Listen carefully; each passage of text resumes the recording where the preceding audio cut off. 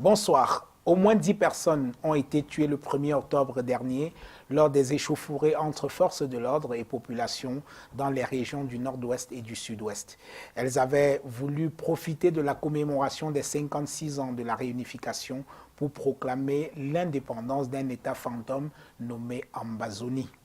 Depuis l'étranger, le président Paul Biya, sur son compte Facebook, a dénoncé les violences d'où qu'elles viennent et a appelé au dialogue. Pour l'instant, on assiste à un dialogue de sourds alors que les positions chaque jour se radicalisent. Dans ce contexte quasi insurrectionnel, le rôle de l'autorité administrative est éminemment important dans le sens de l'apaisement. Comment sauver ce qui reste encore de l'unité du Cameroun? Quel rôle peuvent jouer les autorités administratives locales? Nous poserons ces questions et d'autres à notre invité. Merci de rester fidèle à Canal 2 International. Merci de regarder la grande interview. Nous sommes en direct sur www.canal2international.net.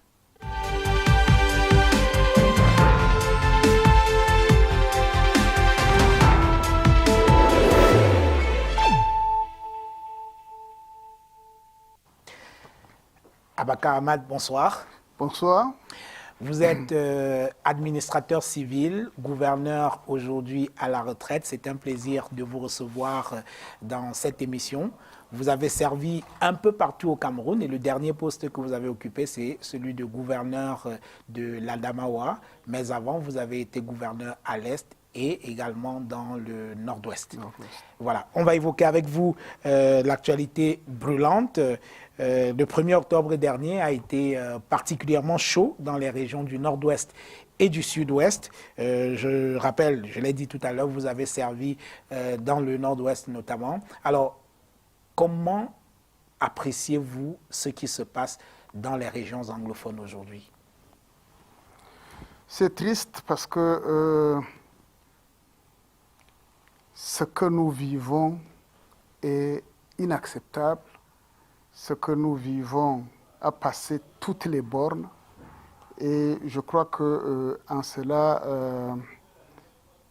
je peux dire avec les autres que c'est inacceptable, c'est insupportable. Moi qui ai travaillé dans cette zone, qui connais les hommes, qui connais les problèmes, qui connais les comportements, je suis profondément choqué. Je suis profondément choqué parce que quand je partais de cette région, elle était devenue très calme, elle était devenue très fréquentable. Et je ne comprends pas comment est-ce que cette escalade est arrivée et qu'on n'ait pas pu la maîtriser.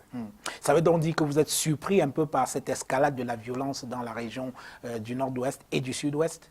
Oui, parce que... Ou alors vous parlez précisément du nord-ouest que vous connaissez mieux? Oui, du nord-ouest que je connais mieux et dans lequel nous avons essayé de résoudre par le passé les problèmes de violence. Oui.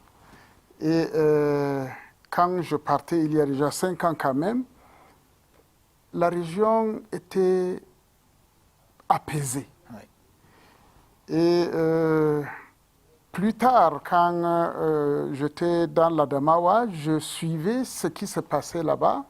Elle était bien calme, elle était calme. Maintenant, c'est quand je suis en retraite que je découvre que petit à petit, les hostilités ont recommencé et telles qu'elles se manifestent aujourd'hui. Vraiment, je suis surpris et ça me choque véritablement. Alors, vous arrivez à Bamenda comme gouverneur du Nord-Ouest à la suite du décret du président de la République signé le 4 décembre 2007. Et la mission qui vous est assignée est de, entre guillemets, rendre la province moins violente, plus responsable et plus fréquentable. Oui. Ça veut dire que le Nord-Ouest Bamenda avait déjà une triste réputation. Tout à fait, parce que depuis 1990, la violence était devenue inacceptable déjà à l'époque. Oui. Oui. Toutes les consultations électorales se terminaient par des violences inouïes. Donc quand moi j'arrivais, la mission qui m'avait été prescrite, c'était de faire en sorte que la région soit beaucoup plus apaisée, moins violente et fréquentable. Voilà. Alors, dès le départ, quand vous arrivez dans le Nord-Ouest, vous êtes tout de suite rejeté par les populations parce qu'on estime que vous êtes un gouverneur francophone, donc symbole de ce qu'on appelle là-bas la République. Tout à fait. J'arrive en décembre 2007. Oui. Et puis en février 2008, Les émeutes éclatent. Oui. Et il y avait comme un amalgame. Nous savions pourquoi les gens voulaient gréver à Yaoundé et à Douala, c'était les transporteurs. Oui. Et moi, je terminais ma tournée à Bamenda. Et les gens font un amalgame, ce n'est plus les histoires de transporteurs. Le gouverneur est francophone, dont le représentant de la République, il doit repartir. Il y avait les problèmes de carburant, évidemment, mais il y avait la vie chère, il y avait la révision constitutionnelle que les gens ne pouvaient pas évoquer ou ne voulaient pas évoquer. Donc il y avait tout ça à la fois et ça n'a pas été très facile pour gérer, mais nous avons réussi à ramener le calme. Alors, il faut dire que vous avez un handicap quand vous arrivez là-bas parce que vous n'êtes pas parfaitement bilingue. Vous avez donc dû vous mettre à l'école de l'anglais. Tout à fait, parce que l'anglais que les francophones étudient au lycée, c'est le bilinguisme scolaire. Oui. C'est juste pour chercher les notes, c'est pas pour le pratiquer. Par contre, les anglophones, eux, quand ils se mettent au français, c'est pour le pratiquer. Mais le francophone apprenait l'anglais juste pour passer en classe supérieure et passer ses examens. Et il se trouve que moi, je dois aller travailler là-bas. Et un gouverneur, il faut faire des discours, il faut faire des interviews, il faut prendre la parole pour animer les réunions, etc. Je ne parlais pas cet anglais-là. Et c'était un handicap. Il fallait donc très rapidement me mettre au travail. Et je l'ai décrit dans le livre, ça a été chaque fois que je devrais sortir, il fallait que je révise la leçon, que j'imagine un peu quelle va être la réaction des gens dans la salle, quelles sont les questions qu'ils vont me poser. J'imagine qu'ils vont me poser telle question et je prépare la réponse en conséquence, etc. Ça a été très très difficile, très dur, mais je crois que ça m'a beaucoup aidé.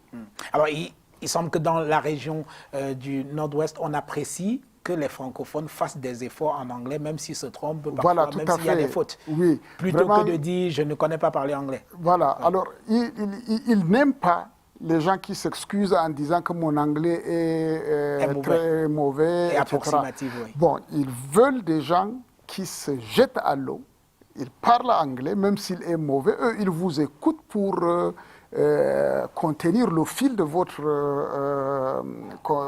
votre intervention. Oui. Ils vous suivent plutôt qu'ils ne font pas attention aux fautes que vous faites, etc. C'est le contraire véritablement du francophone. Oui. Alors, vous qui connaissez très bien le Nord-Ouest, vous y avez été, vous avez parcouru cette région-là, cette province à l'époque de fond en comble. Quelle est la réalité du problème anglophone aujourd'hui? Voilà, j'aime bien. Pour ce que vous en savez. Voilà, oui. J'aime bien que vous parliez du problème anglophone. Oui. Aujourd'hui, on parle beaucoup plus de la crise anglophone. Oui. La crise anglophone, c'est la tension sociopolitique que nous vivons actuellement et qui est la résultante de la gestion du problème anglophone.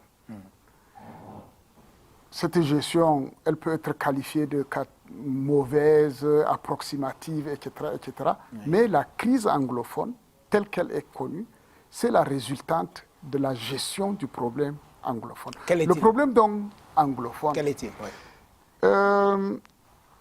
Peut-être que c'est une bonne question, mais je ne suis pas la personne indiquée qui devrait répondre à cette question. On aurait dû poser cela aux anglophones eux-mêmes qui sont concernés et qui disent qu'ils ont un problème anglophone. Pendant que vous y étiez, mais moi, oui. je vais répondre. Allez-y. Je voudrais d'abord préciser que l'anglophonie est, pour les linguistes et pour les spécialistes, un problème de linguistique. Oui.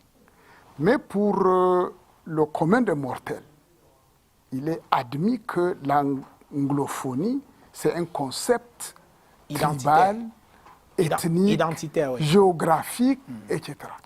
Donc, quand vous êtes dans le nord-ouest et que vous causez avec des gens, ils vous disent qu'est-ce que c'est que le problème anglophone, qu'est-ce que c'est que la question anglophone. Ils estiment que les francophones les ont floués, et ça c'est l'histoire. Oui. Les professeurs d'histoire peuvent en parler. Oui. Ils sont convaincus qu'on les a floués. Oui. Ils sont convaincus qu'on est en train de les francophoniser, on est en train de les assimiler aux francophones, Oui. on est en train de tout dénaturer à leur détriment. Oui. Voilà leur problème. Et quand vous poussez la réflexion avec eux, ils vous donnent des exemples. Et ils vous disent, vous ne pouvez pas dire qu'il n'y a pas de problème anglophone, alors que, comme c'est identitaire, comme c'est culturel, il y a des choses dans lesquelles ils ne se reconnaissent plus. Ils disent des choses très simples. Oui. Quand ils étaient sous la couronne britannique, leurs véhicules avaient les volants à droite et ils circulaient à gauche. Les francophones avaient leurs véhicules avec volant à gauche et ils circulaient à droite.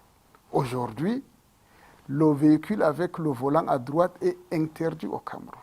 Donc, on leur a imposé des choses des francophones. En 1962, le franc CFA est devenu la monnaie officielle du Cameroun. Donc, ils ont perdu l'utilisation et l'usage de la livre sterling, le shilling, etc., les pounds. Donc, ils estiment qu'on leur a imposé une monnaie qu'ils ne connaissaient pas. Mais cette monnaie, ils vous disent que le billet de 1000 francs, de 10 000 francs, de 500 ou de 5000 francs est entièrement en français. Il n'y a aucune inscription en anglais. Les pièces, c'est la même chose. Ils vous disent que le système scolaire britannique qu'ils connaissaient a été remplacé pratiquement, ou alors le francophone a absorbé leur système anglo-saxon, au point où la morale et la religion, qui étaient des matières enseignées, avaient en 1976 avaient été disqualifiées du système et n'étaient plus des critères pour être admis à l'université ou bien dans une fonction publique ou une activité publique. Donc, ils ont des choses qu'ils reprochent à l'administration, comme les francophonisants, les assimilants, etc. Donc, c'est clairement des problèmes identitaires. Des problèmes, bon, moi je ne sais pas pourquoi est-ce qu'il faudrait prendre ça comme cela, mais ce sont ces problèmes-là qu'ils évoquent. Et aujourd'hui, dans ce qu'on appelle la crise et la conséquence, comme je l'ai dit, de la gestion de ces problèmes-là. Alors, les causes de ce problème anglophone qu'il faut adresser, parce que ce qui se passe, c'est qu'on essaie de trouver les solutions à la crise anglophone, c'est-à-dire aux conséquences du problème anglophone. Et ce problème anglophone, il y a des causes qui sont très anciennes, il y a des causes qui sont récentes. Et je crois que c'est la gestion approximative de ces problèmes. Ils estiment même d'ailleurs, même quand j'étais là-bas, ils estiment que nous les empêchons de dire qu'ils ont des problèmes, que le francophone les empêche de dire qu'ils ont des problèmes. À partir de là, on ne peut pas résoudre leurs problèmes. Voilà. Ça veut donc dire pour vous que les mesures qui jusqu'à présent ont été prises par le gouvernement ne sont pas efficaces. C'est du cataplasme sur une jambe de bois. Non, je ne peux pas dire ça. Oui. Les problèmes tels qu'ils sont en train d'être réglés, je dis que c'est les conséquences du problème anglophone. Donc on est en train de résoudre ces conséquences-là. Mais les problèmes, ils demeurent avec les causes ces causes qu'on doit interroger et qui sont anciennes pour certaines. Il y en a qui sont tout à fait proches, etc. Donc il faudra aussi adresser en même temps les causes de ce problème anglophone, parce que pour le moment, on est en train de résoudre des problèmes, on est en train de trouver des solutions, mais on trouve des solutions à des conséquences. Alors, je vous pose la question autrement. Est-ce que vous sentez, dans la démarche qui est celle du gouvernement aujourd'hui, que cela pourrait être efficace dans le sens, effectivement, de résoudre la crise ou alors le problème? Mais je crois que je peux dire que c'est insuffisant, Oui. puisqu'on est en train d'adresser les conséquences. Oui. Moi, je dis donc qu'il y a les causes qu'il va falloir adresser pour permettre qu'il n'y ait plus le même genre de conséquences. Parce que quand on aura traité toutes les conséquences, les causes vont produire encore les mêmes effets. Alors, face à la crise, on a vu des membres du gouvernement et quelques pontes du RDPC, le parti au pouvoir, organiser ça et là quelques marches, disaient ces manifestants, pour soutenir le président de la République et les institutions. Alors, de telles marches pour vous, étaient-ce opportun? Oui, parce que dans l'atmosphère du moment, le politique a bien besoin de sentir que les revendications qui sont véritablement déplacées ne sont pas épousées par tout le monde. Donc ça se justifie à mes yeux, ça se justifie. J'ai encore le réflexe des autorités administratives qui comprennent qui aiment à savoir que les populations se trouvent du bon côté de l'histoire en apportant tout leur soutien, n'est-ce pas, au gouvernement. Est-ce qu'on ne risque pas d'en rentrer dans une surenchère de marches et de contre-marches, sachant qu'il y a quand même une inégalité? Dans les régions anglophones, les marches sont interdites par vos collègues, les autorités administratives. Et lorsqu'il s'agit des marches du RDPC, les demandes d'autorisation, c'est pratiquement de simples formalités. Donc, il y a un déséquilibre. Non, mais je ne pense pas que pendant que les mouvements, enfin les événements se passaient et que les autorités administratives aient eu à interdire des manifestations, que les gens aient eu la présence d'esprit dans le nord-ouest ou le sud-ouest de demander ou de déclarer leur manifestation. Oui. Donc, dans le régime de déclaration, oui. Oui, donc elles sont en porte-à-faux avec la réglementation. Oui.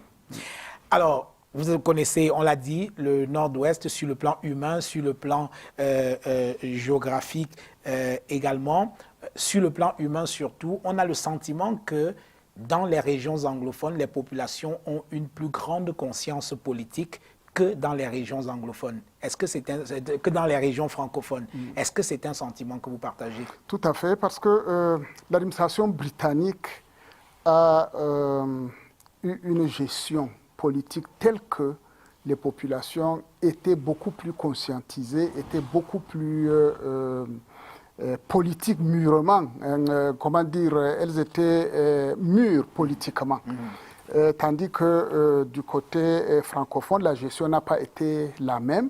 Et j'ai ce sentiment que les anglophones sont beaucoup plus politiques, ils sont beaucoup plus préparés que les francophones. Alors, est-ce que lorsqu'on regarde l'escalade de violence, on est pratiquement dans l'impasse aujourd'hui, est-ce qu'on n'a pas le sentiment que le gouvernement a sous-estimé le niveau de détermination des populations du Nord-Ouest et du Sud-Ouest? Je ne sais pas, parce que, comme je vous l'ai dit, moi je suis parti de cette région-là, ça fait 5 ans, donc je suis complètement déconnecté des problèmes de la région. Je ne sais pas comment ça a été géré, mais évidemment, quand on voit comment les choses se passent, bon, on peut estimer qu'on a sous-estimé. Peut-être qu'on n'a pas apprécié à leur juste valeur les problèmes. On n'a peut-être pas pensé que les populations seraient aussi déterminée.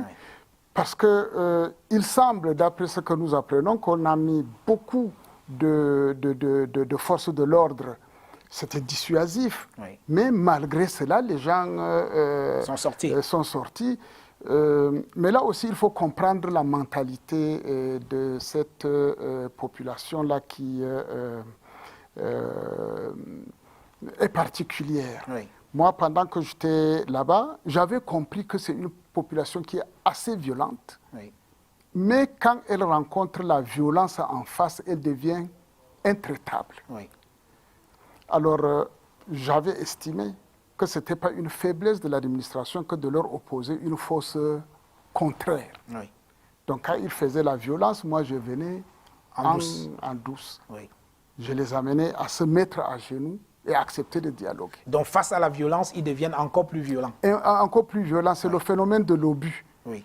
L'obus, quand il est lancé et qu'il rencontre un porte-char ou bien une maison en béton, ça fait exploser. Mais quand ça tombe dans de la boue, ça n'explose pas. Oui. Alors, comme ils sont ainsi, ce que moi, je faisais à l'époque, c'est que je leur dis, OK, je viens vers eux et je dis, bon, venez. Oui, essayez de discuter. Oui, discutons. Dites-moi pourquoi vous êtes dans la rue, pourquoi vous voulez brûler, pourquoi vous voulez marcher. Ils me disent et puis on trouve une solution. Voilà comment moi je réglais. Donc j'estime que si on avait géré le problème autrement, peut-être que cette escalade n'aurait pas lieu. Parce que quand on voit des centaines de militaires dans la rue, mais les gens n'ont pas peur. Ils sortent pour avoir cet affrontement. Oui. Il y a problème. Il faut changer de stratégie. Il faut changer de stratégie. Oui, oui. Ouais. Alors, des voix s'élèvent aujourd'hui pour demander l'instauration de l'état d'urgence dans les régions anglophones. Y seriez-vous favorable? Je vous dis encore que je suis déconnecté de alors, la je réalité. Vous pose. Alors, je vais vous dire pourquoi je vous pose cette question. Mais moi, quand j'étais là-bas, bah oui, justement, je vous pose cette question. Il y avait ce problème, oui, j'avais refusé l'état d'urgence. Voilà. Justement, je vous pose la question parce que lors des émeutes de février 2008, des gens avaient demandé l'instauration de l'état d'urgence dans le Nord-Ouest. Vous étiez gouverneur de la province du Nord-Ouest. Vous avez refusé, vous avez suggéré qu'il n'y ait pas état d'urgence et le chef de l'État vous a suivi dans cette démarche. Alors, pourquoi étiez-vous contre l'état d'urgence qui devait vous donner des pouvoirs exceptionnels pour pouvoir faire du maintien de l'ordre? Bon, mon appréciation de la situation était différente de celle de mes collaborateurs qui demandaient l'état d'urgence. Oui. Moi, j'étais convaincu avec mon commandant de Légion de l'époque que si on nous renforçait en hommes, on serait capable de venir à bout de la violence du moment, de l'insurrection du moment. D'autres collaborateurs pensaient qu'il fallait l'état d'urgence et moi je refusais parce que l'état d'urgence, je l'ai expliqué dans le livre, l'état d'urgence vous donne les moyens exceptionnels pour faire un travail bien précis. Mais tel que je connaissais mes hommes, ce n'était pas nécessairement pour résoudre le problème qui était un problème qui ne demandait pas des moyens tout à fait spéciaux. Donc, imaginant un peu les exactions qu'on aurait pu opérer à cause de l'état d'urgence, j'ai préféré, plutôt qu'on me renforce, on m'a suivi, l'état d'urgence n'a pas été décrété. Maintenant, je ne peux pas juger de la situation actuelle parce que ce n'est pas les mêmes causes, ce n'est pas les mêmes effets, ce n'est pas les mêmes situations. Donc, je ne peux pas me prononcer par rapport à l'état d'urgence actuellement.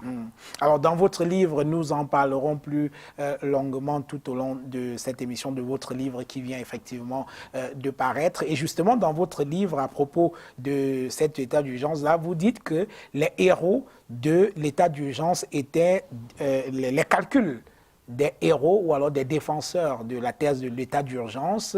Leur calcul était diabolique. Moi, j'ajouterais bassement mercantiliste. Expliquez-nous ça.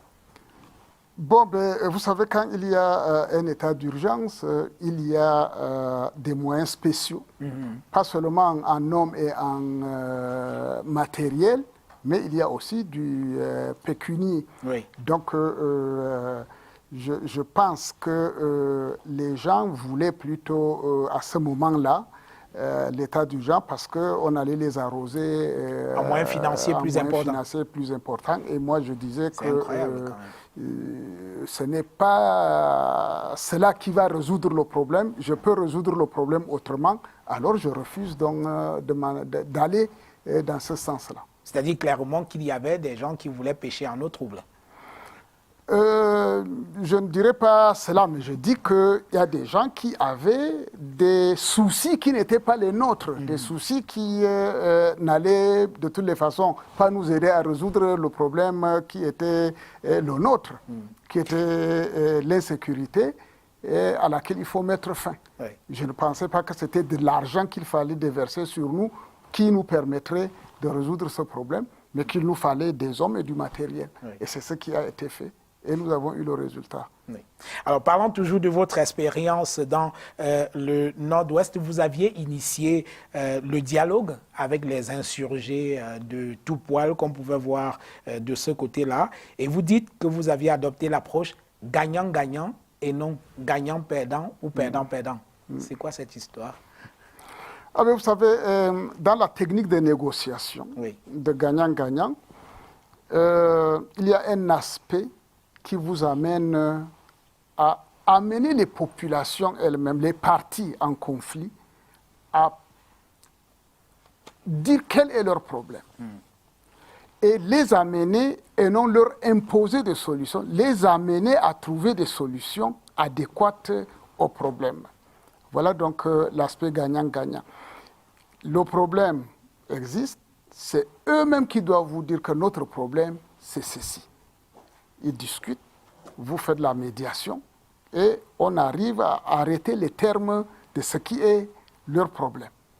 Et maintenant que le problème est connu, tout le monde accepte que c'est ça le problème, quelle est donc la solution? Alors vous encadrez parce que vous êtes l'autorité administrative en leur disant les textes n'autorisent pas ceci, nous ne pouvons pas aller dans ce sens parce qu'il y a tel texte, etc. Et c'est eux-mêmes qui doivent, à l'intérieur de cette fourchette-là, trouver la solution. En ce moment-là, tout le monde gagne parce que c'est eux-mêmes qui ont trouvé la solution.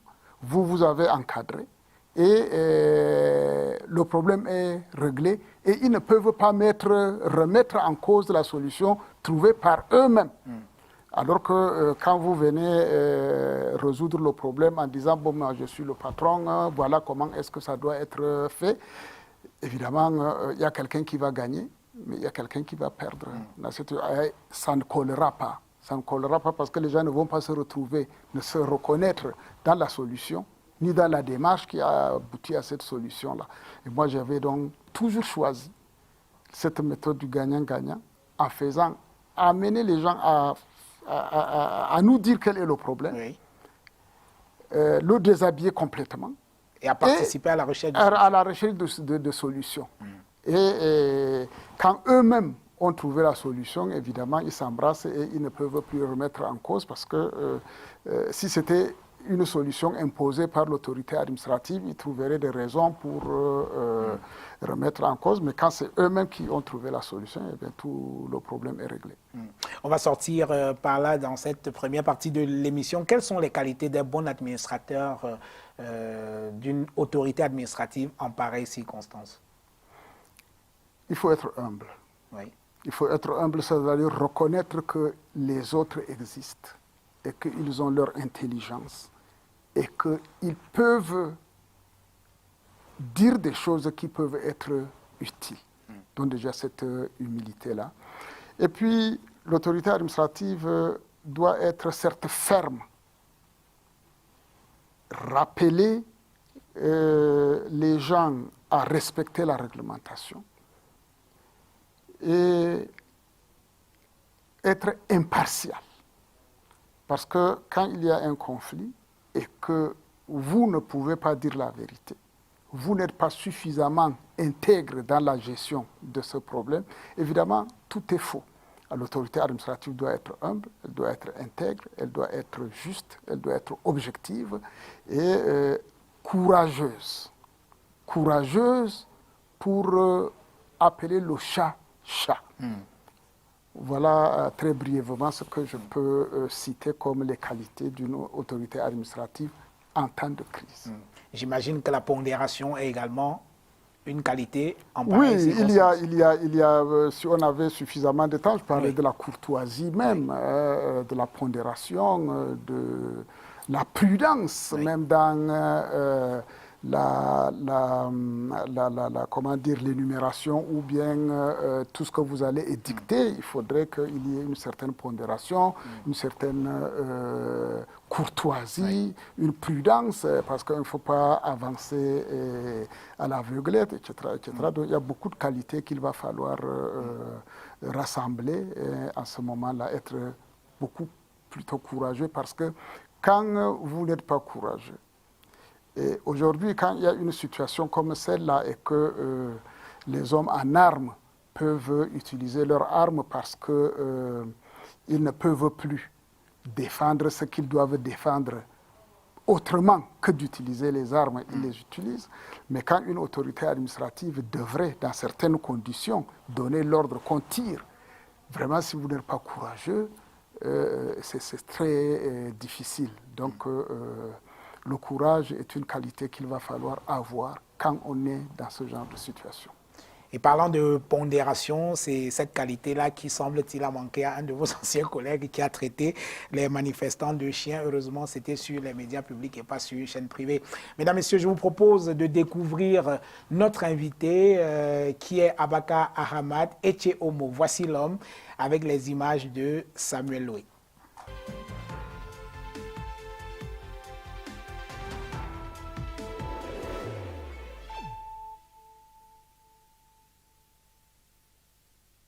En sixième, nous étions à peu près 70 ou 80 dans la salle, mais nous étions 18 à porter le même nom, Abakar Ahamad. Un des professeurs avait décidé de nous attribuer des prénoms pour permettre qu'on nous distingue, afin que nos copies de composition ou d'interrogation ne se mélangent pas. On devrait m'appeler Abakar Ahamad, le parfait Sao.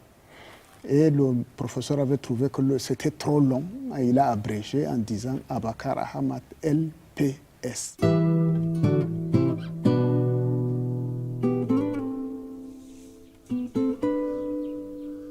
À la sortie de l'école, c'est-à-dire en 1983, j'ai été immédiatement nommé chef de cabinet auprès du gouverneur de la province du Centre à Yaoundé. Comme chef de cabinet, j'avais un bureau, du personnel de bureau, j'avais un chauffeur, un véhicule, une résidence, 2 domestiques, j'avais l'eau, l'électricité, le téléphone, etc. Et 22 mois après, on me nomme sous-préfet. C'est une grosse promotion. Mais je vais en Gaoundal comme sous-préfet et je découvre qu'il n'y avait pas de voiture, il n'y avait pas de chauffeur, il n'y avait pas d'électricité, il n'y avait pas d'eau, il n'y avait rien. Je buvais je recueillais l'eau de pluie et je la buvais. Et ça a duré 5 ans et demi. Et quand je partais de ce premier poste de sous-préfet, c'était pour aller en Dôme, en Sanaga maritime. Plus difficile encore que le premier.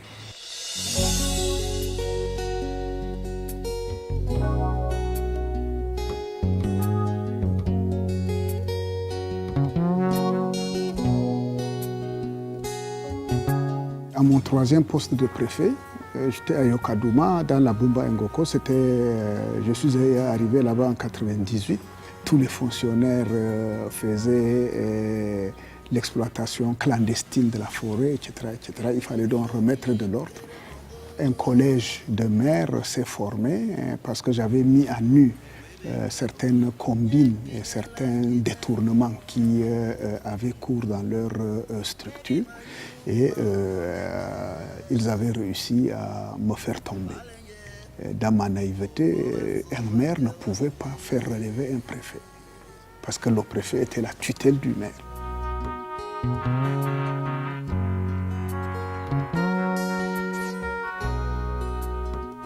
Bon, 10 mois après, on m'a réhabilité.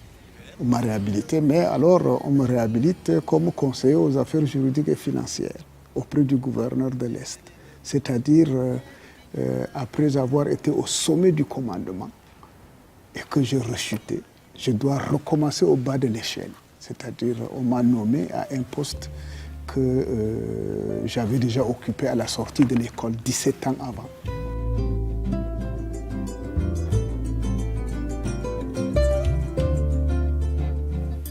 Vraiment, j'admire sa force d'esprit.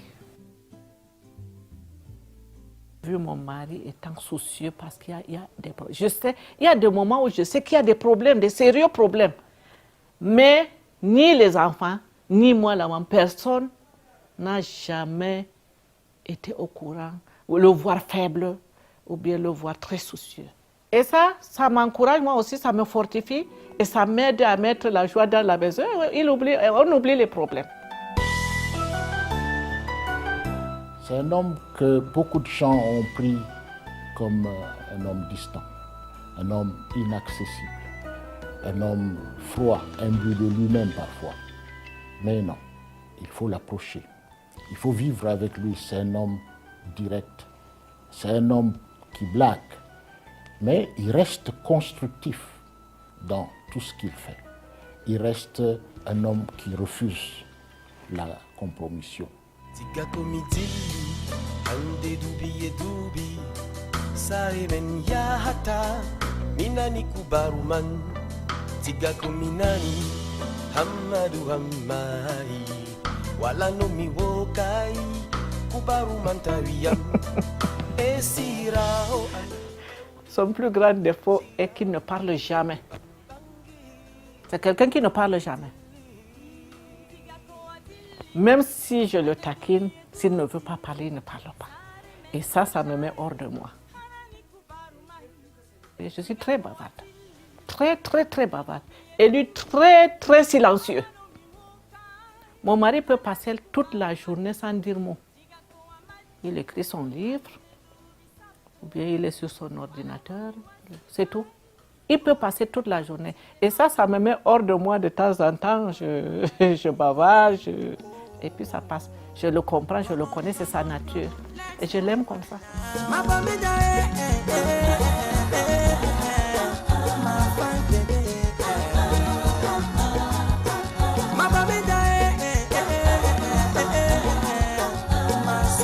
Le meilleur souvenir que je garde du commandement, c'est la visite du chef de l'État à Bamenda pour le cinquantenaire des forces armées. Et le chef de l'État qui venait pour 2 nuits, c'est tellement plu qu'il a ajouté une 3e. Et ça a été quelque chose de particulièrement inédit. Et ça a fait plaisir à tout le monde. Et puis au cours de ce séjour, le président de la République et le chairman Furundi nous ont offert en Mondovision cette poignée de main mythique qui a réconcilié tout le Cameroun, qui a réconcilié tout le monde. Je crois que je l'ai dit dans mon livre, c'était le jackpot de ma carrière.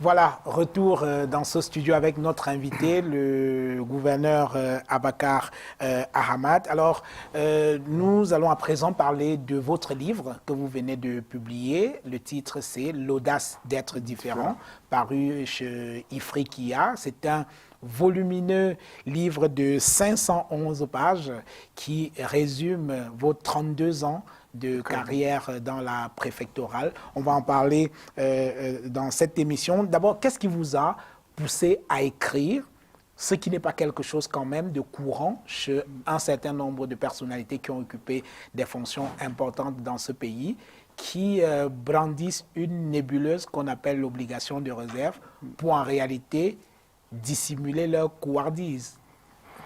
Donc moi, je me suis laissé convaincre que j'étais un grand préfet, j'étais un grand gouverneur, j'étais un administrateur assez singulier. Et je dis donc que si les gens le disent et s'ils sont sincères, ça veut dire qu'ils apprécient un produit fini. Et pour être ce produit fini, ils ne savent pas qu'est-ce que j'ai traversé.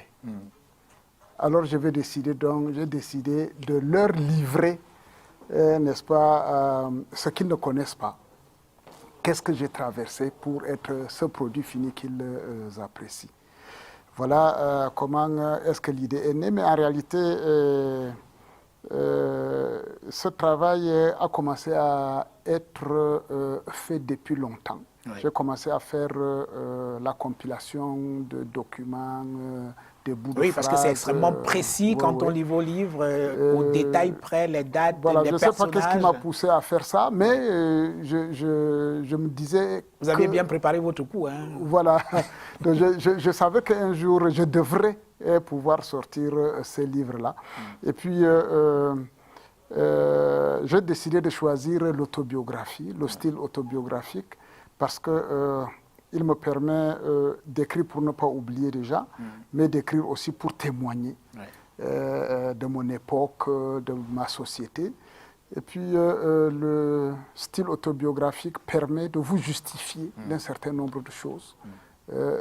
Expliquer aussi un certain nombre de choses. Parce que, je l'ai déjà dit, quand vous êtes une autorité administrative, votre position ne vous permet pas de répondre du tic au tac. Oui. Or, on vous accuse, on vous accable.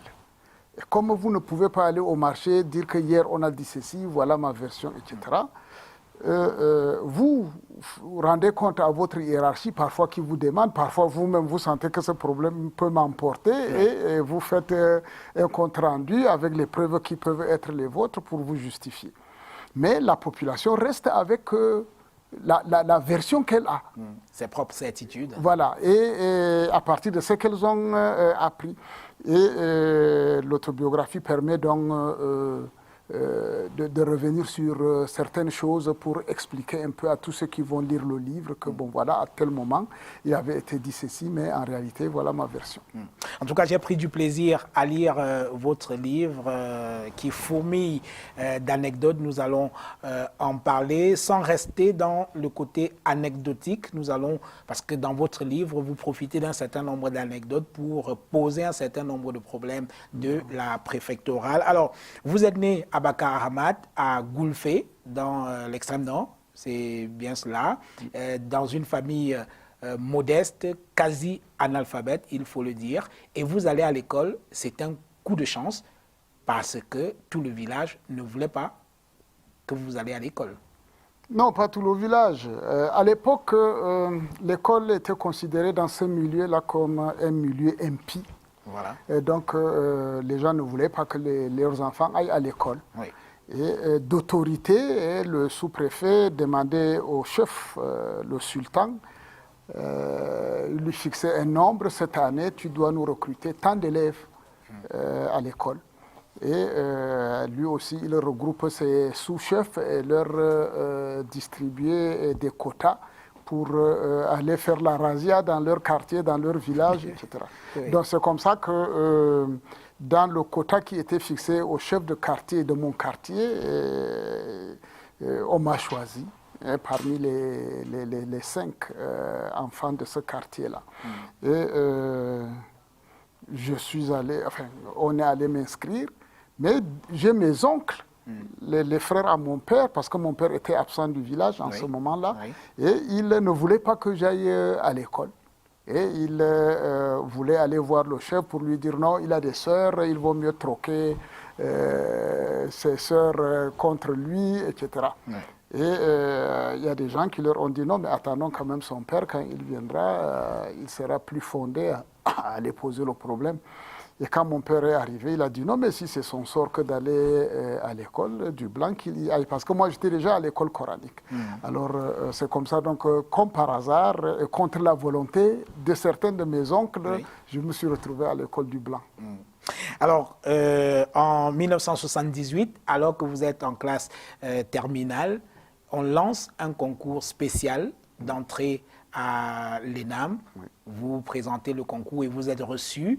Et pendant que vous êtes en votre formation, vous allez au Centre d'instruction des Forces armées nationales, au CIFAN, à Ngaoundéré. Et vous êtes l'objet d'un bizutage assez particulier d'un certain lieutenant Benkel. Oui. Il n'était pas lieutenant à l'époque. Et puis, c'était très rapide. Le concours n'était pas un concours spécial pour cette année-là. Oui. C'est un concours qui existait depuis un certain temps. C'était pour les zones sous-scolarisées. C'est-à-dire le Grand Nord et puis l'Est. Bon, même si apparemment l'Est ne voulait pas être assimilé à la zone sous-scolarisée. Donc, c'est dans ce cadre-là.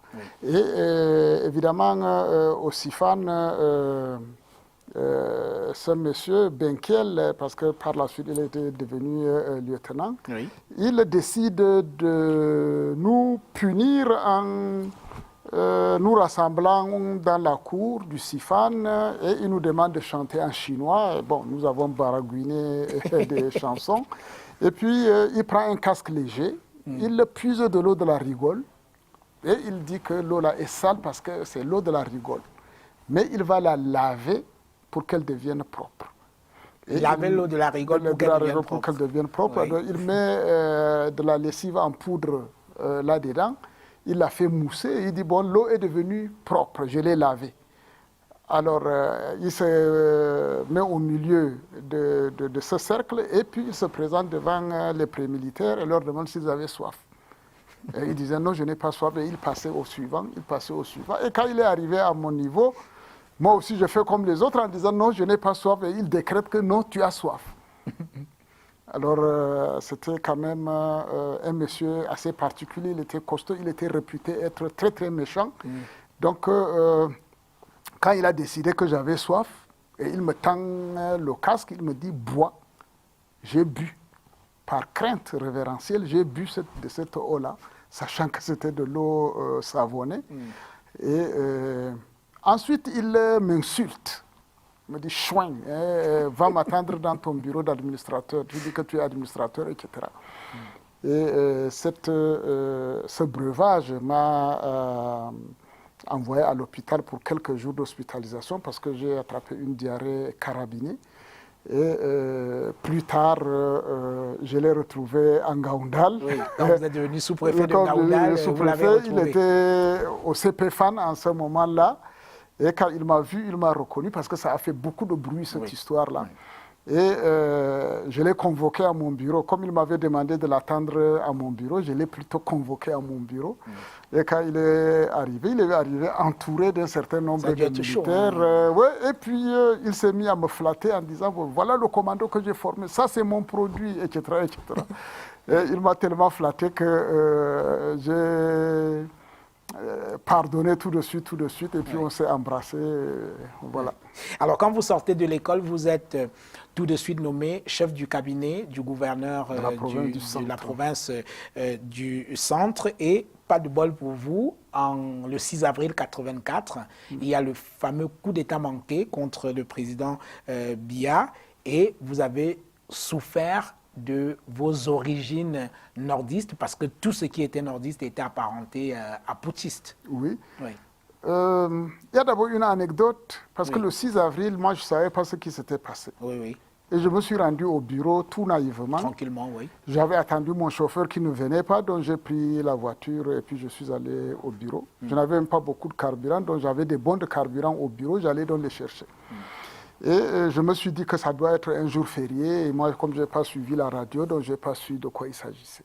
Les rues étaient désertes et tout. J'arrive au bureau et il y avait des militaires au devant de ces bâtiments-là. Et quand ils ont entendu les bruits, ils ont envoyé 2 gendarmes s'enquérir de la situation.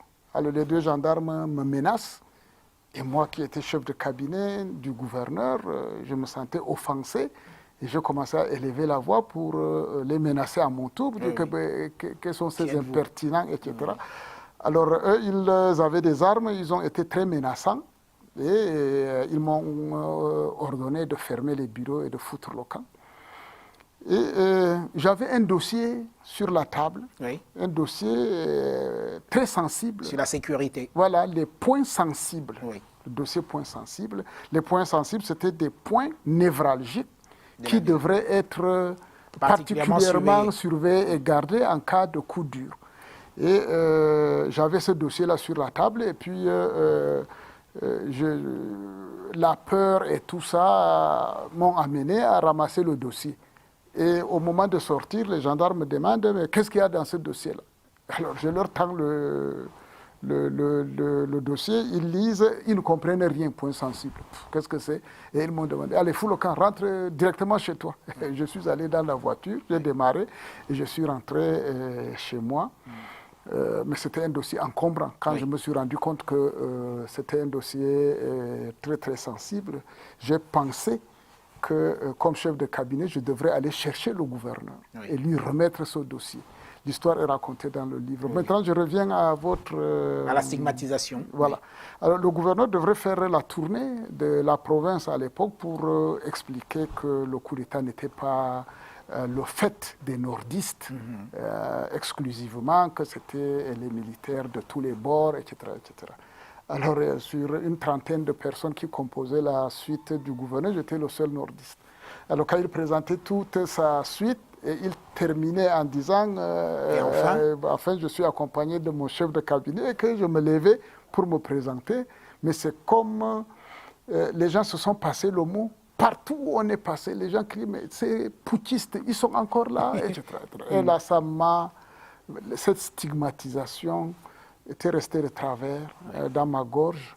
Tous les soirs, pendant qu'il y avait des fêtes, je dansais plus que tout le monde. Les gens ne comprenaient pas. Moi, je voulais évacuer le stress de la journée pour que le lendemain, je sois d'aplomb. Ça a été très dur pendant cette période. Oui. Alors, votre premier poste véritable dans le commandement, c'est sous-préfet en Ngaoundal, et vous n'avez que 28 ans. Oui, et puis j'avais un peu regretté mon poste de chef de cabinet parce que... comme tout à l'heure dans cet élément qui est passé, j'étais à Yaoundé, j'étais logé, j'avais des domestiques, j'avais un véhicule, j'avais l'eau, l'électricité, le téléphone, etc. Et puis j'ai une promotion. J'arrive en Ngaoundal où il n'y a pas de voiture, il n'y a pas de chauffeur, il n'y a pas d'eau, il n'y a pas d'électricité, il n'y avait rien. Je buvais l'eau de pluie, comme je disais tout à l'heure. Ça n'a pas été facile. Et puis j'étais très jeune. Oui. Les gens disaient, mais on nous a envoyé un enfant.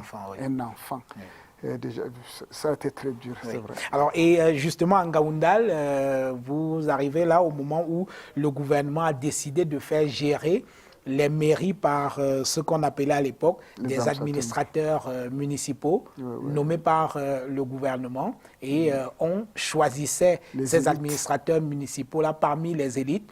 Et tout ce qu'on avait trouvé comme élite, le gouvernement était allé dégoter un type... qui était un ex-gardien de barrière, donc un quasi-analphabète, un certain Ousmane André, et il vous en a fait voir de toutes les couleurs. C'était un peu compliqué la collaboration avec lui. Oui, parce que c'était un conseiller municipal. Il était gardien de barrière, c'est connu, hein, c'est pas de la diffamation. Et il était conseiller municipal, et il ne savait de la mairie que ce qu'il entendait. Et puis... quand on a décidé de dessaisir les sous-préfets, parce que c'était les sous-préfets qui étaient administrateurs municipaux, cette année-là, il avait été décidé qu'on remette les élites au poste de maire, administrateurs municipaux. Et pour Ngaoundal, qui était une ville créée de toutes pièces, avec le passage du Transcamerounais, le chemin de fer, il n'y avait pas d'élite natif de ce village-là.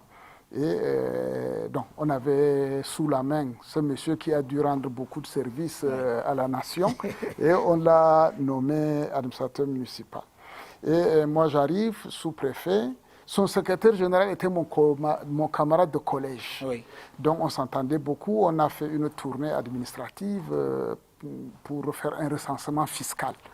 Et je lui ai fourni les chiffres que j'ai ramenés de la tournée pour lui permettre de composer son rôle pour commander les tickets d'impôt. Et quand le secrétaire général et ses services financiers ont calculé le montant de l'impôt que ces tickets allaient ramener à partir du recensement que j'ai fait, il avait vu que les recettes avaient drastiquement baissé. Oui, oui. Et il est allé porter plainte chez le gouverneur pour dire que j'ai détourné une partie de son budget avec mon camarade le secrétaire général. Parce que pour lui, il croyait que quand on a 500 millions de budget, c'est l'État qui envoyait dans une cantine les 500 millions et lui, il gérait. Il ne savait même pas qu'il fallait aller se battre pour avoir ces recettes-là. Le gouverneur me convoque pour me demander pourquoi est-ce que j'ai détourné l'argent du maire. Je tombais des nues, je ne comprenais rien. Et quand il m'a dit, bon, non, voilà, le maire a écrit pour dire que tu as détourné une partie de son budget, etc. Donc, avec les explications, nous avons compris de quoi il s'agissait. Et le gouverneur a dit, bon, voilà le genre d'administrateur municipal que tu as. Au lieu de te braquer contre lui, comprends qu'il ne sait rien, il faut lui tenir la main. Va te battre pour travailler avec lui sans état d'âme. Vous êtes ensuite muté à Ndom, en Sanaga-Maritime. Et là, votre prédécesseur, un certain Apollinaire Mvogo, il n'était pas spécialement content de partir parce qu'il avait été muté à Mvengue. Et l'accueil n'a pas été très chaleureux pour la passation de service. Il avait été nommé à Ndom. Quand moi j'étais nommé à Ngaoundal, on était dans le même décret. Et puis 5 ans et demi après, quand les mouvements sortent et que nous sommes tous concernés, lui il devrait aller en Mvengue. Moi je venais en Ndom. Et apparemment, comme l'unité était difficile, les premières années, il s'est battu pour être affecté. Ça n'a pas marché. Donc il s'est décidé à faire ses cacaoyères. Et pendant qu'il était en plein dans ses chantiers, et dans ses plantations, le mouvement arrive et il doit aller en Mvengue. Mvengue qui était aussi une unité plus difficile que Ndom.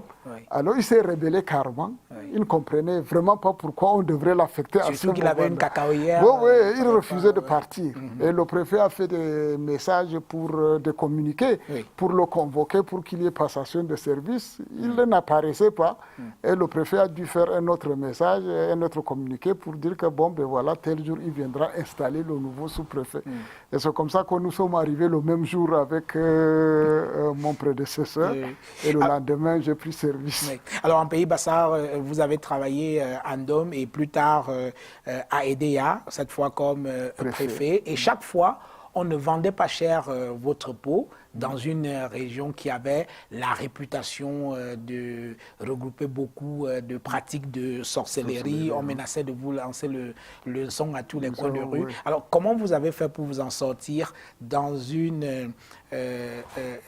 cet environnement? D'abord, ces pratiques de sorcellerie, c'était réalité ou alors fantasme? Non, je crois que c'est une réalité. Et c'est un peuple, je n'ai jamais vu ça. Ailleurs, quand on parle de sorcellerie, le sorcier se cache. Mais là, le sorcier, lui, il se vante d'être sorcier. C'est quand même quelque chose d'incroyable. Et moi, j'ai bluffé. J'ai bluffé pour me faire accepter. Comme je savais que c'est des gens qui aiment parler en parabole, avec des proverbes, etc. Je me suis mis au même registre qu'eux. Et quand ils ont senti que ce sous-préfet, mais il parle en parabole, il parle avec des proverbes, ils ont commencé à m'adopter, à m'aimer et venir même me titiller pour apprendre certains proverbes, etc. J'avais donc un livre de Larousse qui était Larousse de proverbes. Donc, je ne leur montrais pas que c'est de là que je puisais les proverbes. Ils m'ont adopté. Ils m'ont adopté parce que quand ils m'ont vu venir, je suis venu avec femme, enfant, chien et tout. Je suis pas, leur unité était très difficile et quand ils ont vu un sous-préfet venir débarquer pour venir travailler, et ils ont compris que bon, ben, c'est quelqu'un qu'il faut laisser travailler. En 1992, en septembre 92, vous êtes nommé tout premier préfet de la Villa, qui était né de l'éclatement de l'ancien valet du Thème. Non, l'ancien Thème. Thème, voilà. Donc, vous arrivez en plein pays organisateur, chez le président de la République, et le moins que l'on puisse dire, c'est que vous n'étiez pas celui qu'on attendait. Oui, il y a une histoire assez longue, mais... On va essayer d'être très bref. Oui, il y avait un gouverneur qui était nordiste, ils ne se sont pas beaucoup entendus. Bon, quand il est parti, on a nommé un préfet nordiste, ils ne se sont pas beaucoup entendus, et puis il est parti, et quand moi j'arrive, c'est encore un nordiste. Alors quand il demande, mais c'est monsieur Abakar Ahmad, c'est un gars d'où on dit que c'est un nordiste. Le maire a refusé même de venir faire le discours de bienvenue. Ben oui, et justement, dans votre livre, vous citez le maire de l'époque, Samuel Enamba, qui dit, et là je cite ce que vous avez écrit dans votre livre, qu'avons-nous fait pour mériter ça? Oui, ça, c'était pas avec moi, ça, c'était avec mon prédécesseur. Ah, ça, c'était avec votre prédécesseur. Oui, parce que moi, il n'a même pas prononcé le discours. Il n'est même pas venu à votre installation. Tout à fait. Alors, et le pompon? Le pompon, c'est lors de votre cérémonie d'installation boycottée par le maire d'Ebolova, Samuel Enamba, et le gouverneur de l'époque, Bernard Minili Elomon, lors de votre installation, il tient quand même un discours incroyable. Et là, je vous cite également, on ne commande pas les boulous comme on commande les bayas, les bassa ou les fulbés. Alors, comment le public a réagi à ces mots qui sont quand même terribles? Et vous-même, comment vous avez réagi? Bon, moi, j'étais surpris parce que c'est un gouverneur que je connaissais très bien. Je l'avais déjà eu comme préfet voisin. Quand j'étais en Gaoundal, il était à Meganga. Et puis, il est devenu gouverneur de la Damawa, donc mon patron. Donc, quand je venais travailler avec lui, je croyais être dans des très beaux draps parce que c'était mon patron. Il me connaissait. Mais j'étais surpris par ce discours-là. Mais le public avait accueilli ça avec un enthousiasme incroyable. Les applaudissements en n'ont plus terminé. Et puis, à la fin, chaque fois que je posais un acte, on me rappelait qu'on ne commande pas les boulous comme on commande les bassa ou les bayas et les peuls, etc. Ça a été terrible parce que c'est le gouverneur qui leur a tendu la perche pour se rebeller contre moi. Tout ce que je posais, c'était pas digne des boulous. Ce n'est pas ça qu'on devrait faire au boulot. Alors, et là, nous sommes dans les années, nous sommes en 1992. Il y a les premières élections présidentielles après le retour au multipartisme, et il y a des actes de vandalisme dans la région du Sud, notamment à Ebolova, et vous racontez dans votre ouvrage que les actes de pillage étaient parfois soutenus par les élites. Non, mais c'était pas soutenu, c'était organisé parce que c'était organisé par les élites. Oui, en plein jour. Et ce maire avait un pick-up. À l'époque, il n'y avait pas de double cabine, c'était les monocabines. Il avait pris des gens, j'ai cité son nom. Il a pris des gens dans le pick-up et il venait les déposer devant les boutiques et il disait « cassez-moi ça ». Alors, et c'était pour les halogènes, c'était les boutiques d'halogènes. Quand les casseurs se trompaient, il dit non, pas celle-ci, l'autre boutique, etc. Et c'est incroyable. Nous ne pouvions rien faire parce que il se trouve que moi j'étais préfet nordiste. On m'avait étiqueté comme UNDP. Mon commandant de compagnie était Bamoun, il était étiqueté comme UDC. Le commissaire de sécurité publique était Bamileke, c'était SDF. Même le commandant du GMI, qui n'était pas mon collaborateur, était un anglophone, il était SDF. Donc on nous avait étiquetés comme cela. Et il était même interdit aux éléments de respecter les ordres de leur chef. Parce que nous étions un collège d'opposants. Et nous avons assisté impuissants à cette casse-là. À ce pillage-là.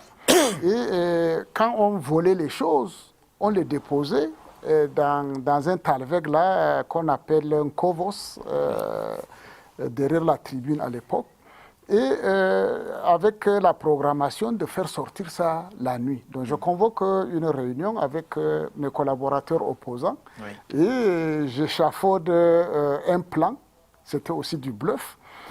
J'ai dit, bon voilà, je vais faire un communiqué pour dire que j'institue un couvre-feu de 18h à 6h du matin.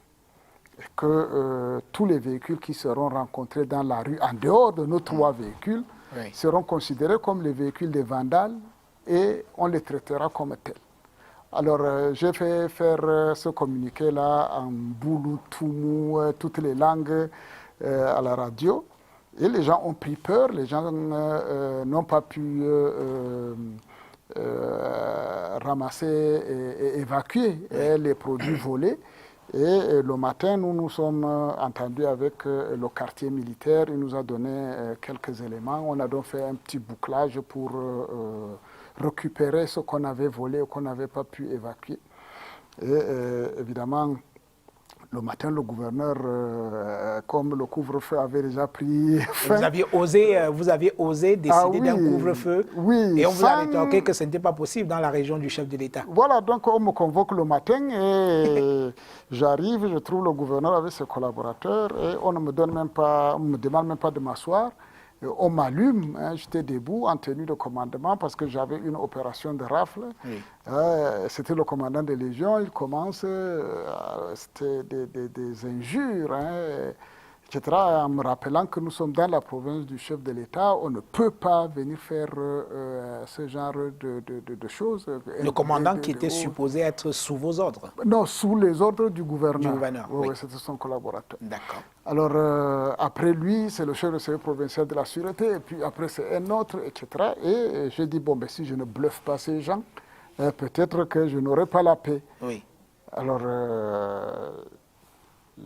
j'ai demandé à quel titre ils s'adressaient à moi comme cela, parce qu'ils sont dans mon territoire, ils sont mes administrés, et puis ils osent me parler sur ce ton. Et je dis même le gouverneur qui est là, il n'est gouverneur que quand il a les 4 préfets du Sud ensemble. Il ne peut pas parler du département de l'Anvila comme gouverneur. Donc de quoi vous parlez? Alors ça a commencé à faire tilt dans leur tête. Et puis le commandant des légions me dit, il faut que j'aille démonter mon dispositif de rafle. Bon, ben, je lui ai dit que qui peut le plus, peut le moins. C'est idiot, mais ça existe. Il a pris son Motorola, il a demandé au commandant de compagnie de dégager les forces. Et moi, j'ai claqué la porte sur eux, je suis parti. Je dis, bon, moi, je suis préfet par intérim. Ça fait 1 semaine que je suis là, même si on me relève, ça ne fait rien. Pourtant, ça a créé un problème chez eux, parce qu'ils se sont dit que mais ce garçon, quand il prend des libertés comme ça, c'est qu'il doit être venu ici avec des instructions que nous ne connaissons pas. Ah ben, faisons attention. Et c'est comme cela donc on m'a collé la paix. D'ailleurs, pour ce problème, j'ai été voir Monseigneur Ama, qui était l'évêque du diocèse Ebolova-Kribi à l'époque, avec résidence à Ebolova, pour lui raconter mon infortune et lui demander de faire une prière et de demander aux chrétiens qui ont ces choses-là chez eux de ramener.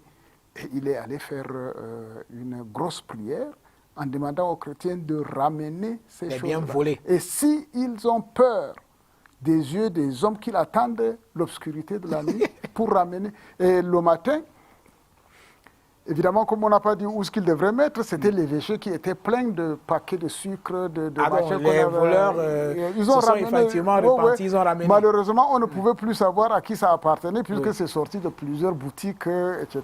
Bon, tout n'était pas revenu, mais il y avait quand même des choses qui étaient... Alors, et toujours à la suite de ces actes de pillage et de vandalisme, le gouvernement va décider de mettre en place ce qu'on avait appelé un fonds. Oui, j'étais parmi ceux qui ont fait des rapports spéciaux. Oui. Et qui avaient demandé, enfin, je ne sais pas si les autres préfets ou gouverneurs avaient fait ça, mais moi j'avais fait un rapport pour l'Anvila en demandant que ces gens qui n'avaient rien fait et qui ont été spoliés méritent d'être indemnisés. Oui. J'ai fait ça au président de la République. Et puis, quelque temps après, le président a débloqué 500 millions pour indemniser ce qu'on a appelé à l'époque les victimes de la démocratie. Voilà. Et cet argent a été... n'a pas été géré en bon père de famille. Non, on a partagé à toutes les régions ou toutes les provinces qui avaient eu des problèmes. Et la part de Dans la villa, une partie est arrivée, mais on m'a dessaisi. C'était à moi qu'on avait envoyé, mais le gouverneur m'a dessaisi de la gestion de cet argent-là. Et bon, c'était une autre histoire. Hein. Ils ont fait ce qu'ils pouvaient faire avec ça. Alors, vous arrivez après la villa, vous continuez votre carrière. Parlons à présent de votre passage à Yokadouma. Vous avez servi à Poli, c'était très très difficile. Parlons plutôt de Yokadouma, où là encore, c'était chaud. L'adversité des élites d'abord, de certains maires, et également de mes collaborateurs chefs de service. De vos collaborateurs de tous les côtés. Vous échappez même à des tentatives d'empoisonnement et tout. Alors, qu'est-ce qu'on vous reprochait à ce point? Mon honnêteté, ma rigueur, parce que j'avais eu pour mission de mettre de l'ordre dans ce qui se passait là-bas. Tout le monde était dans la forêt. Oui. La gestion du bois de la forêt. Au propre comme au figuré. Tout le monde était dans la forêt. C'est-à-dire les gens qui coupaient clandestinement du bois, ceux qui étaient dans la gestion, comme les maires, la gestion des redevances forestières, etc. Tout le monde était là-dedans. Et les détournements étaient gigantesques, etc. Tout le monde avait des intérêts dans les sociétés forestières parce qu'il y avait des salaires qu'on avait attribués à presque tous les grands fonctionnaires, etc. Il fallait donc mettre de l'ordre. Et j'avais en face de moi tous ces gens à qui je livrais ce combat-là. Et j'ai été victime de tentatives d'empoisonnement par 2 fois. Hein, une fois à la mairie. Alors, à la mairie, on avait, comme on dirait, entre guillemets, on avait travailler ou blender la chaise sur laquelle je devrais m'asseoir au cours d'un conseil municipal. Et les gens qui avaient pour mission de placer la chaise, travailler, avaient pensé que naturellement, comme le préfet est dans la salle, c'est lui qui doit être au milieu de la table parce que c'est lui qui préside. Et le maire était à côté. Or, comme c'était le conseil municipal, j'ai dit, mais non, c'est le préfet, c'est le maire qui était le patron, donc ce n'est pas le gouvernement, c'est lui qui devrait être au milieu. Moi, j'étais là comme conseiller technique. Et donc, le maire, il s'est assis à la place qui vous était réservée. Alors, quand j'arrive, parce que quand nous entrons, la table dressée pour la table d'honneur était au fond de la salle. Donc, quand nous arrivons, les présentoirs étaient en face de nous. Donc, j'ai vu qu'on m'a mis au milieu. Et naïvement, je dis non, quand je suis arrivé au niveau des chaises, j'ai interverti les présentoirs. J'ai dit le maire doit être au milieu plutôt et moi je suis allé. Alors quand nous nous asseyons, le maire se retrouve donc sur cette chaise. Et les enfants qui avaient eu pour mission de faire ce manège étaient au fond de la salle, donc ils étaient dans notre champ visuel. Et je les voyais mettre les mains sur la tête. Et quand le maire les a vus, parce qu'il était à côté de moi, lui aussi a mis les mains sur la tête. Et il s'est levé, il a commencé à transpirer, il tournait, et puis il est sorti. Il est allé les trouver. Bon, par la suite, on m'a dit que c'était pour demander qu'on aille décommander rapidement le travail fait, etc., etc. Bon, la dernière fois, quand on m'a relevé, il devrait faire, le même maire devrait faire une réception. On m'a dit de ne pas aller parce que à l'installation de mon successeur, je ne devrais pas aller à la réception parce qu'on allait m'empoisonner. J'ai décidé d'y aller, j'y suis allé et puis peut-être que ça n'a pas eu lieu, mais je suis sorti.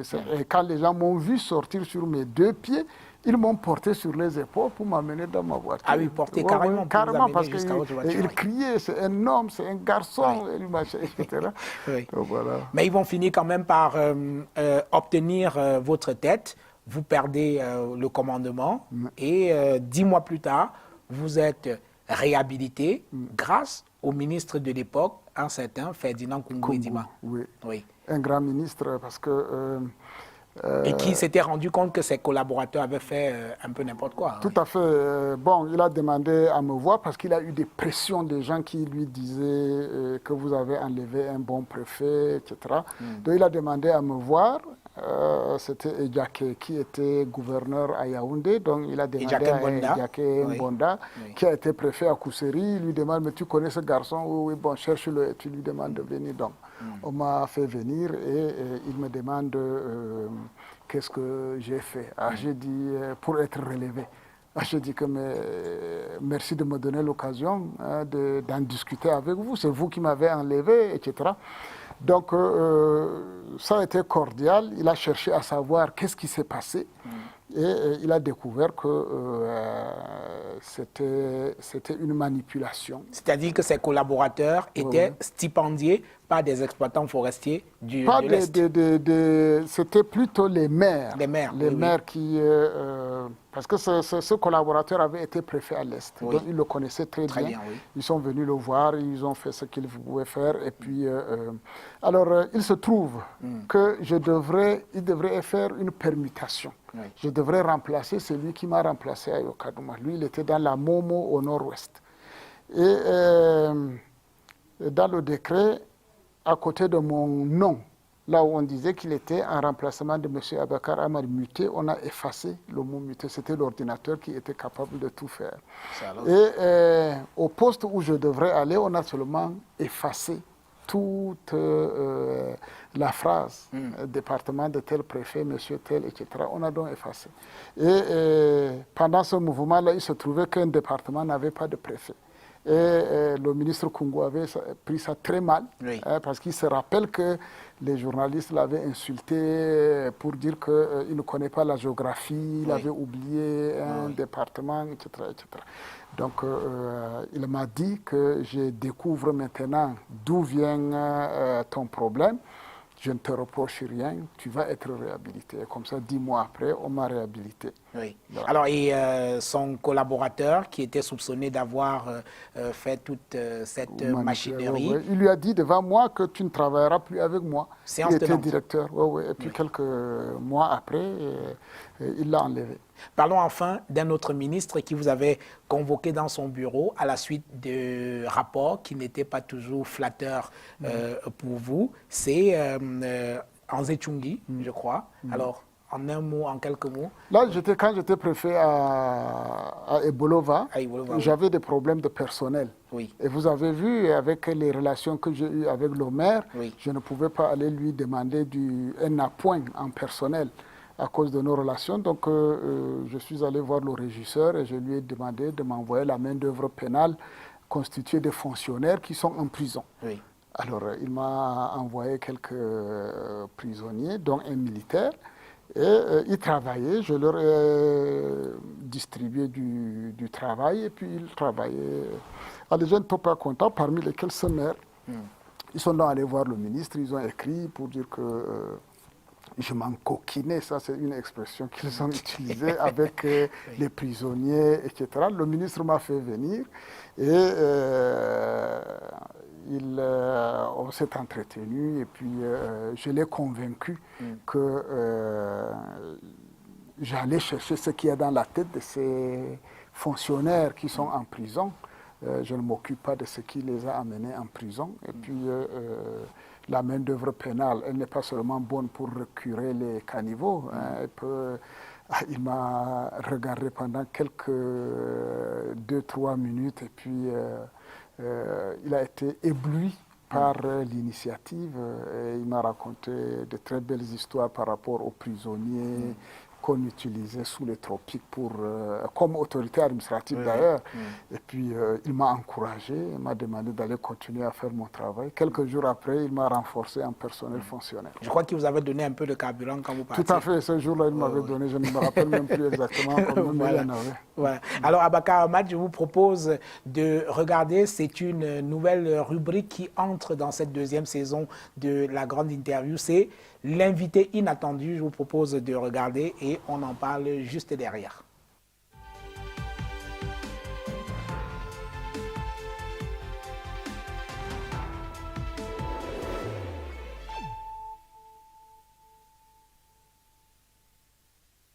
To me, Abakar Ahmad was administrator of proven ability. He served the people straight, he was direct. And I didn't see him talking, mincing his words, to say that I'm supporting this person because he belongs to this party. He looked at all the people straight in their faces and in their eyes and told them what he thought about them. So to me, he was an astute leader, administrator, who did his work well to the satisfaction of the people. Knowing that my meeting with Mr. Biya was during his tenure of office, I want to believe, trust, and accept that he played a major role.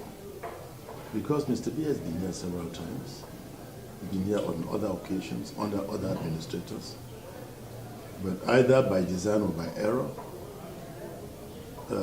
I was received during the tenure of Governor Abaka Ahmad, and I do believe that he played a major role in doing these connections, which I remain grateful to him, grateful and thankful to him for all those, for all that he did. Well, he's talking about Cameroonians, about a Cameroonian whom he met. And as I said, he was a plain-hearted person who met me. I don't think that I was as close to him as I am with the governor, the present governor here. But he knew me, studied me. And he's one of those persons who appreciated the role I played when the Swa Arabs and the Kotokos had their conflicts, which government never took any action. But I left here. Within one night, I was able to meet the warlords on the Swa Arab side, the Kotoko side, to appeal to them. We had the call and order of peace. And thank God Almighty that that peace lasted up till today. And knowing that Governor Emeritus Abaka Ahmad is from that area, from Gulfe, I think that I appreciate. And his people, I never knew him, but his people in Gulfe gave me a piece of land. So today in his village, I have a piece of land. I don't know whether he knows about that, but I do not think that whatever thing he writes about me in his book is because of the land the people gave me, but I think that he is somebody who can call a spade, and I appreciate him for that. And I pray that the younger governors and the younger people in office who are coming up with the politics of hate, the xenophobic politics, should learn from proven people, proven administrators like that. Voilà, retour dans ce studio. Abaka Ahmad, vous avez reconnu John Froundi. Vous l'avez pratiqué pendant 5 ans, à Bamenda, dans des périodes assez chaudes. 2008, les émeutes. 2012, les élections. 2011, pardon, les élections. Et on voit à travers les propos de Froundi qu'il vous a en très grande estime. Comment vous avez fait pour avoir l'estime de Froundi qui, en général, se méfie des autorités administratives qu'il considère un peu comme les alliés du RDPC. Voilà. Oui. Moi, quand j'arrivais dans le nord-ouest, il y avait une gestion qui se faisait de ces autorités locales-là. Et comme ma mission était d'apaiser la région, de préparer la visite du chef de l'État et de faire en sorte que les élections de 2011 se passent sans contestation, parce que depuis 1990, toutes les élections étaient violentes, elles se terminaient par des violences inouïes. Je me suis dit que Froundi étant un patriarche, oui, si je compose avec lui, je pourrais réussir à faire apaiser, à atteindre les objectifs qui m'étaient fixés. Et je me suis approché de lui. Il était très méfiant, mais je me suis approché de lui. Et le traitement que je lui administrais était, semble-t-il, très différent de ce qu'il vivait auparavant. Et il a commencé à comprendre que quelque chose pourrait effectivement changer. Et puis, je lui ai dit une fois que toi, tu es une personnalité nationale, étant président national de ton parti, tu n'es pas mon collaborateur. J'ai un régional, un provincial, un responsable provincial du SDF. Je vais composer avec lui assez régulièrement. Toi, tu ne seras là que pour des événements assez particuliers. Ça a dû flatter son ego. Hein. Oui, tout à fait. Et puis, Frundi Abamenda, c'était aussi comme un petit dieu. Ce qui fait que quand vous essayez de le marginaliser, les gens peuvent vous étrangler. Oui. Eux, ils peuvent l'insulter et tout, c'est entre eux. Mais quand vous êtes d'ailleurs et que vous venez, ils attendent que vous le vénériez. Et c'est ce qu'ils avaient trouvé en moi. Et puis, je crois que il a compris que c'est quelqu'un qui lui donnait beaucoup de la considération, etc. Et quand les élections arrivent, ayant interrogé les faits, il m'avait été rapporté que c'est parce que les autorités administratives avaient toujours été accusées d'aider le RDPC, elle était impartiale, etc. Et avec tous les partis regroupés autour de moi, nous nous sommes entendus sur un pacte que nous avons signé pour dire que, bon voilà, les autorités administratives, les autorités de maintien de l'ordre, personne ne devra s'immiscer dans le travail de l'ECAM. Nous allons accompagner l'ECAM. Nous allons donc laisser les autres partis se battre à armes égales. Nous les traiterons au même pied d'égalité. Ils ne croyaient pas à ce discours, mais comme c'était un pacte, ça c'est des engagements que l'administration a pris. Mais eux aussi devraient prendre des engagements. Oui. Si cela est fait, ils accepteraient les résultats qui seront issus des urnes. Et s'il y a des contestations, ils devront aller devant les instances constitutionnelles pour élever leurs contestations.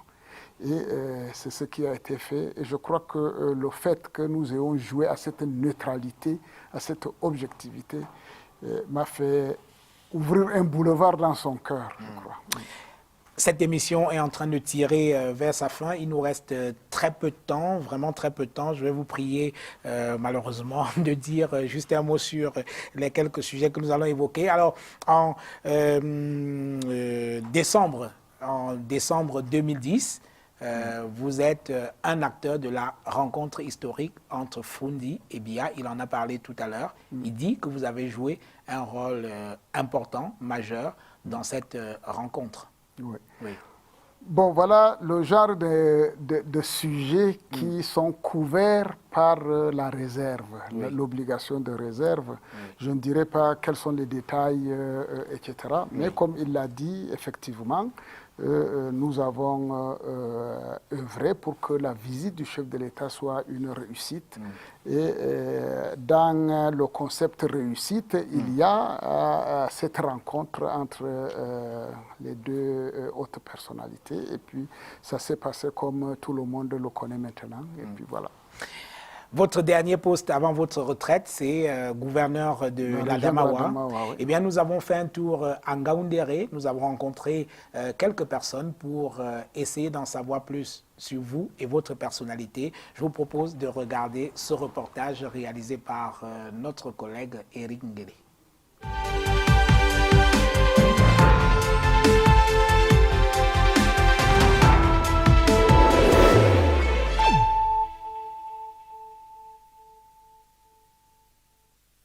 Une audace bien trempée, une liberté d'esprit et de ton, un chantre du mérite et du bilinguisme et un ennemi de la corruption.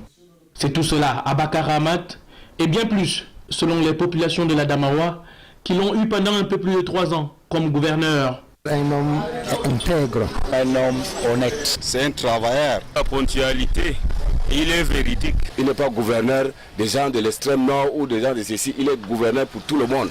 Quelqu'un qui se consacre, je peux dire entièrement, au service de la République, de l'intérêt général. Le natif de Goulfé dans l'extrême nord décore désormais la salle d'attente des services dédiés, au milieu d'anciens gouverneurs, ici en photographie.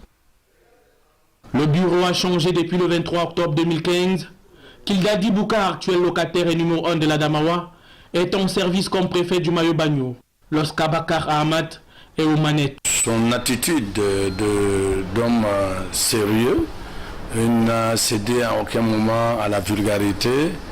Il est resté un homme, un bon exemple, un bon modèle de commandement territorial.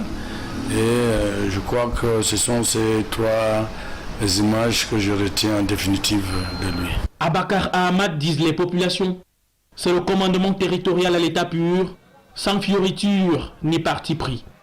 Aussi, des anecdotes ne tarissent pas sur celui qui se définit également comme un caméléon. Dans le cadre de corruption, parce que les gens de la Damawa, que ce soit les Tchadiens, sont même allés vers lui pour le corrompre avec soit l'argent ou les bœufs. Il les a refoulés. Il a dit que non, lui, l'argent, son salaire lui suffit. Il nous a apporté beaucoup au niveau du pont bascule. Il a résolu pas mal de problèmes par rapport aux surcharges de camions.